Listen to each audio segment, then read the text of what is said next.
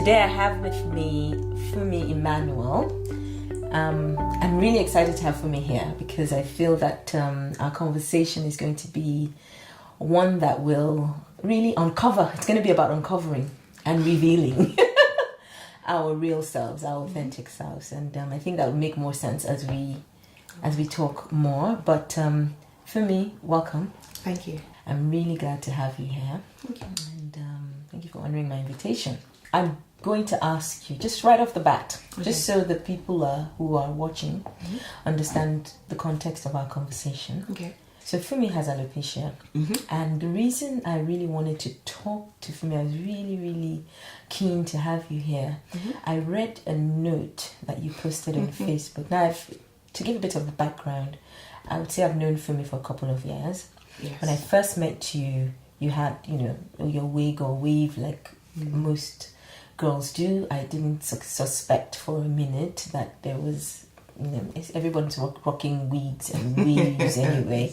So fast forward to a couple of years later, I saw on Facebook this note that you posted, and it was about the fact that you had alopecia for 20 years. That's correct. Yes. And you had been, obviously hiding under wigs and weaves for that amount of time, but you were now ready to take it all off, so to speak. Yes. And to show your authentic self. So when I saw that, to be honest with you, it really connected with me on many levels. Okay. But primarily because that strength to be vulnerable like that was something that I was struggling with. It's not something that I've really ever spoken about publicly, but I had polio. For the better part of my life, I've walked with a limp, and I've avoided showing my legs. Okay. Because one leg is shorter than the other, one leg is smaller than the other. Okay. And it made me extremely conscious. So I connected with you on that level, and I thought, wow, maybe if Funmi can be bold like this, maybe I can also be bold. Okay. So I want to thank you for sharing your story, for being bold, because and bold, for being boldly bold, and for borrowing me some of your boldness. Pardon my grammar, because I'm drawing from that boldness now, which is I think the great thing about when you live boldly like that and live authentically, you actually give other people permission in a way to do the same. So again, thank you for me. In one of my conversations with you, you told me you used to have a full head of hair. Yes. What happened? How did it happen? I don't know the exact date to be precise, but 20 years ago I began to lose my hair. And when you say you began to lose your hair, what, you brush your hair? No. I'd comb my hair and just a few strands as normal. Yeah. But I'd wake up and there'd be a bald patch. And I remember at this point I used to share a flat with my sister. Okay. We had a hostel. My younger sister. I'm the first of three. Okay. So I used to share a flat with my younger sister, and I'd wake up and my hair, there'd be a patch, a bald patch, and she'd say, "Oh, Funmi, you have another bald patch." And we'd look for the hair and we wouldn't find the hair. Right, so it's not as though you wake up and you see the hair in the pillow. No, it wasn't. Okay. So I started having bald patches, and when I had bald patches, I could still have weaves done. So some experts would weave over the bald patches, and just attach weave to it. When you started seeing the bald patches, did you go to the doctor? Yes. Okay. And what did the doctor say? So the doctor said it was alopecia. Emotionally, mentally, what was going through your mind as you were dealing with this alopecia, and especially coming from where you were coming from, where probably you derived a lot of your identity from this flowing hair that you had before. To take you back a bit further, as a child growing up, I had so my hair wasn't particularly long and flowing, but it was full. It was very bouncy, and it was a lovely shade of brown. I guess to contrast that with the rest of me, I grew up in Nigeria. I had broad shoulders, slim hips. I wasn't your archetypal feminine. I didn't have a feminine figure. And I was in boarding school and I was made fun of. Often, I'm like a boy. I have thick, muscular calves. But my hair was nice. My hair was beautiful. You know, it was the one good thing. So then I began to lose my hair in my early 20s, very early 20s. The emotions with that were, wow, this is the one good thing. The one good thing, physically. This is the one good thing about me. What else is there if you've lost the hair and everything else about you is supposedly not right? I wouldn't say I had depression, but going through it, because it didn't happen all at once. Yeah. But it was a depressing thing. And also, even at that time, lots of people were wearing weaves and stuff. So, in a way, I could hide it. Were you in Nigeria at the time? No, I was here. You were here. I was here when I began to lose my hair. Okay. Did you tell your parents, and what was their reaction? Yes, so I called my mom up and I was like, this is happening. And she was like, what's, I don't know why, I don't know where. Very religious woman, she began to pray. You know, all that kind of stuff. So when you met your husband, did you immediately tell him? No. You didn't? Okay. No. So you want to tell me a little bit about how that played out? Happened, yes. I met him at 25. I was in full swing hair loss. Okay. It was still patches, so there was still some on my head, but there was no way I could go out without covering my head. So you're wearing weaves, or could you even weaves? wear weaves? I could still wear weaves at that time, but more often than not, it was wigs. Okay. Because I was trying to preserve that which was there. Right, okay. And I was scared that any tension would cause that to fall out. I kept on telling him for days or even weeks. I said, I have something to tell you. And he would say, what is it? Like, I don't know how to. And I'd stop and then he began to ask me, he'd be like, do you have a child somewhere? No. I'm like, okay, well, this is good. Do you have AIDS? I'm like, no. Do you have an incurable disease? No. It was never what he thought of. But one day I thought, okay, I'm going to have to just tell him. Truth is, I don't know what his first reaction ever was because I never saw it. I was sitting across from him like I'm sitting across from you, and I said, okay, as soon as you need to close your eyes. So he closed his eyes. I slipped off my wig. I took his hand. I placed it on my head and I closed my eyes. Oh. So I never know if he was... I don't know. You didn't know. I don't know. Okay. And so at what point did you open your eyes? When he pulled me into an embrace. And then I knew that, okay, we're good. It's accepted. So then I was fine. I was fine with that. Okay. But you continued wearing the weaves? Of course. Okay, so we're going to leap forward again. Okay. Now to where you now decided, what led to the Facebook note that I saw. Because obviously it's an evolution. Yes, it is. How did you is this something you had been thinking about over the years? And how did you get to that point, that day where you decided, okay, today is the acceptable day? Okay.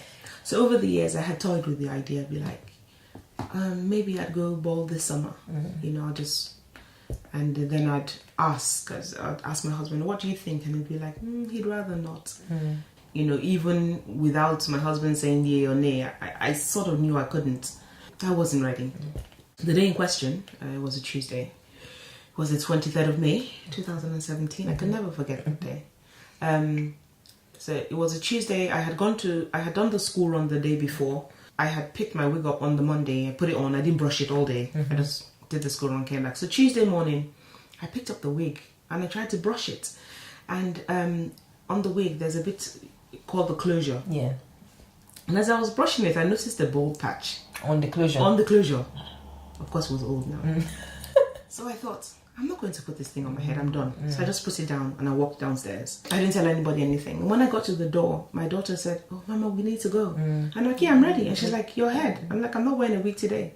And so she burst into tears. Oh, my God. When she burst into tears, her younger sister, my youngest. And how old is she just turned 10 in June. Okay. So she was almost 10 at the time. Okay.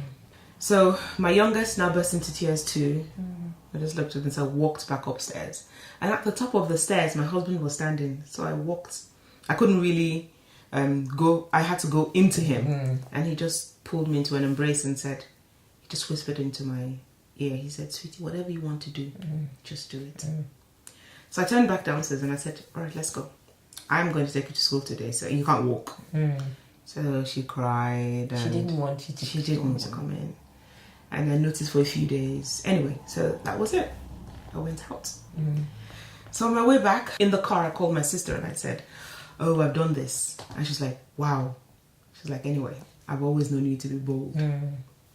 I drove to my brother's house because my brother just had a baby that month. His wife, they had a new baby that month. And as I knocked on the door, my mom's around. She opened the door and she was like, oh, you have nothing on your head. I said, I know. And she just turned around and burst into tears. So I walked in and that's it. When you went out on the streets, did people look at you? Yeah, did you feel stared. like people were looking? Yes. People stared. I mean, it's uncommon to have a bold woman. It's uncommon, whether by choice or not. It's uncommon. So I expect them to stare. It's the same way if you went out and you didn't wear trousers. You'd expect people to stare. Curiously, not in a bad way. But you're not the norm. No, you're not. So this summer, we went to Greece. So one of the events was a boat cruise. And they had done this shirt dresses for all the women to wear. Okay. And the shirt dresses stopped here. When they gave me this, I told my sister, I can't wear it. So my sister, who is my sister, who's probably one of the closest people to me in the world, was shocked when I said I wasn't going to. Sure, you don't. I said, have you ever seen me? I said, I'm not going to. So she said, don't be silly. Of course you can wear it. Nobody's going to. I said, everybody's going to be looking at me. She said, nobody's going to be looking at you. You're going to be fine. I said, you don't understand. But then, as soon as I said so, I thought, I will. Okay. So I wore the dress and I went. And I think I was okay. I didn't, again, you compensate in so many ways. So maybe I sit this way, I tuck this, consciously tucking this leg behind. I'm doing all sorts of things that nobody's aware of but it was a bold step for me. And it got me thinking, so this was in August. You had written your note in May. Yeah. I wanted to tell you, whether you know it or not, that my decision to wear the dress had a lot to do with the note that you wrote in May. It was one of those, little things that have happened over the years that are kind of pushing you in a certain direction where you're thinking, I just want to be free. Since you then wrote the note, what was the reaction like? I mean, I saw all the comments. I don't know. Last I checked, maybe there were like 200 or 300 comments. What was the general overwhelming response? Overwhelmingly positive. Very positive. Do you sometimes still feel like, okay, I want to wear a wig? Is it? No, I haven't since then. Okay. Although I'm not sure what I'll do when it gets very cold. But I have no desire to put one on. What does your daughter think now? Oh, she's fine. She's always kissing my head. And she says, actually, Mama, I quite like you without a wig. So I guess she's accepted it. I think sometimes I can catch, especially if we're around her friends. She doesn't mind where we go, but when we're around her friends, sometimes she doesn't like the fact that they know that I don't have hair. Part of being a child, they just want to fit in. Yes. So anything that makes them stand out, they don't want it. And you said when you told your sister that, you went out without a wig, she said, well, you've always been bold. Have you always been bold? Yes, maybe bold and very full of energy and boisterous and ebullient and, all of that vivaciousness, if that's a word. If some things are not good about you or you feel some things are not good about you, then you try to prove them wrong in other ways. So I might not look like your typical Nigerian. I might not have that figure. Vicious. Exactly. But see, I'm smart. I can talk. I can do everything else. Yeah. And you start to push that part of you forward, don't you? Yes. Yeah. And then you'd be like, see, do you like me now? Do you accept me now? So just like you were saying, my personality was what I would use. And I was smart. I was a smart child. So between those two things, they will like me. Yes. You know, and then I had a natural affinity to the underdog, so to speak. Yeah. So I would, you know, I may not speak up for myself, but I would speak up for somebody else. I didn't like people to talk about the physical attributes of people. You know, if you want to say somebody's sense of personality, if I go, why would you say a thing like that? You know, and it's not fake, but I think that when you have these issues, it makes you more aware. Yes. It makes you more human. Yes. It makes you more empathetic. Yes. And, you know, so at the end of the day, God uses broken vessels. Yes. Doesn't he? Yeah. So I'm going to ask you about your faith in all of this. What role do my faith play? And do you I'm assuming. Yes. I'm making an assumption here I'm that a Christian. I have strong faith in God. And have you always been? I gave my life to Christ in secondary school. Okay. So a very long time ago. When you first started losing your hair, did you pray about it? Oh yes, I prayed and I fasted. And in fact, I remember having strong faith that it would grow back 1 month. You know, that it's going to grow. It didn't happen.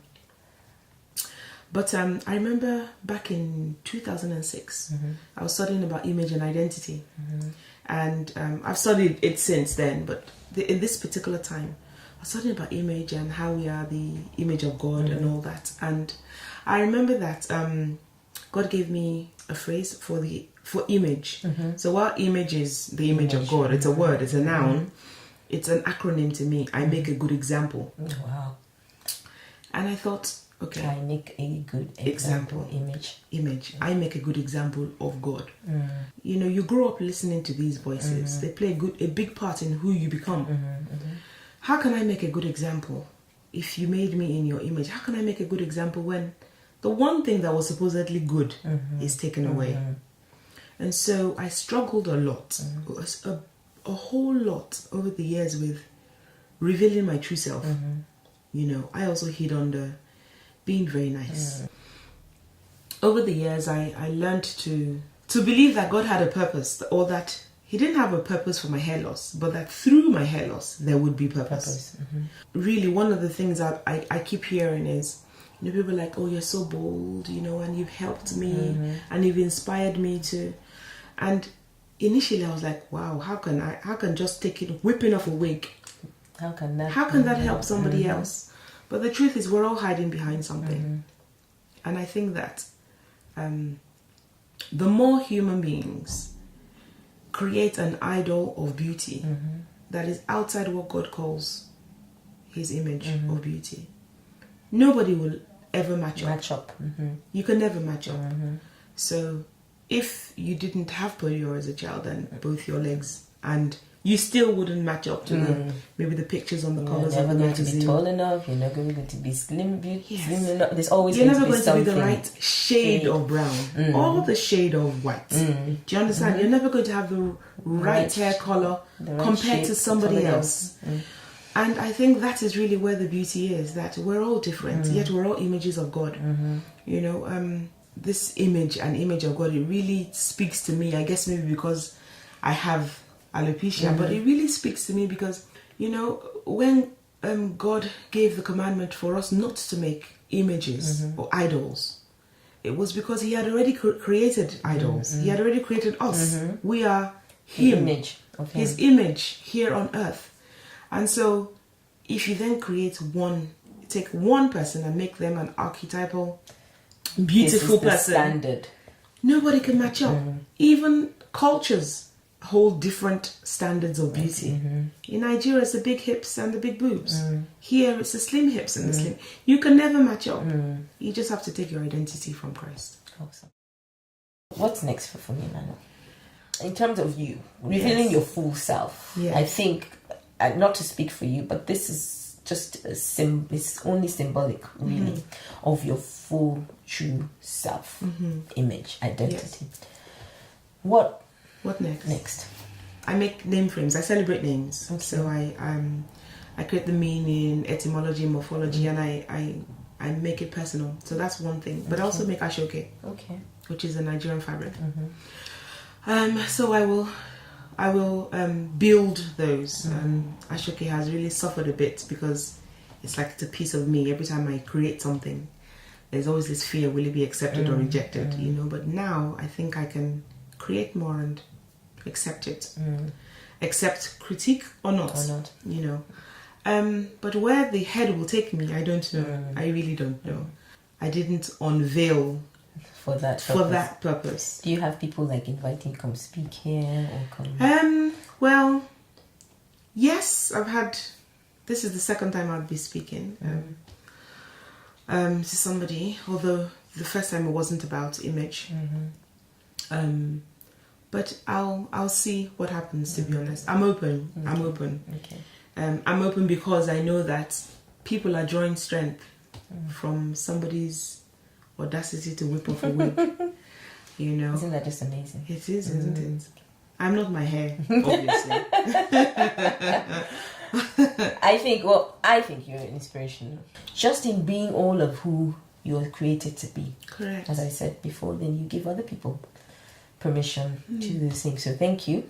Again, thanks for coming. Thank you for sharing your story with us.